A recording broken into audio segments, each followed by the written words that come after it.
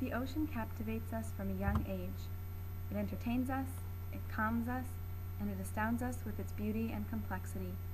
But did you know that every time you take a dip in the ocean, you're actually swimming in a sea of drugs? Natural products have overwhelmingly shown the most promise as anti-cancer treatments, and marine organisms are an important source for potential anti-cancer drugs. Scientists process these organisms in a lab and then treat cancer cells in hopes of finding a new powerful treatment. So let's take a dive and see what's out there.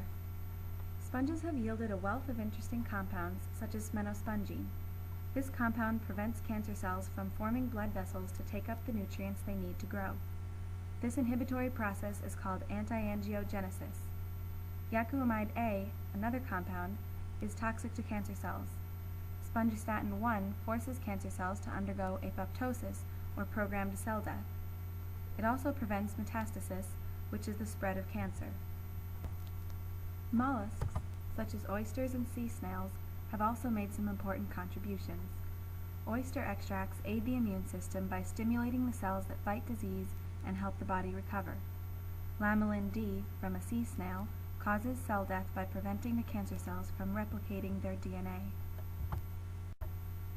Some sea cucumbers contain echinocide A, which stunts cell growth and is toxic to cells. Interestingly, it has been shown to be much gentler than many cancer drugs currently on the market, yet just as powerful.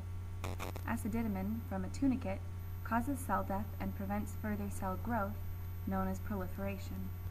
Extracts from spirulina, a microscopic alga, are toxic to cancer cells and can specifically attack cancers of the digestive tract. One compound in particular, C-phycocyanin, can even make some tumors more sensitive to cancer treatments. Even fungi have promising compounds to offer. One extract, called SZ685C, causes cell death without causing discomfort or weight loss in mice studies.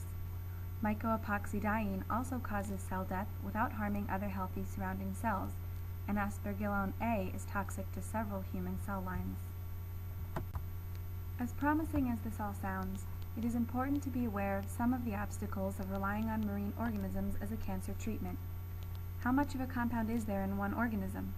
If each organism only contains a little, huge quantities of the animal would have to be harvested. How would this affect the existence of the species, its surrounding ecosystem, or the environment as a whole?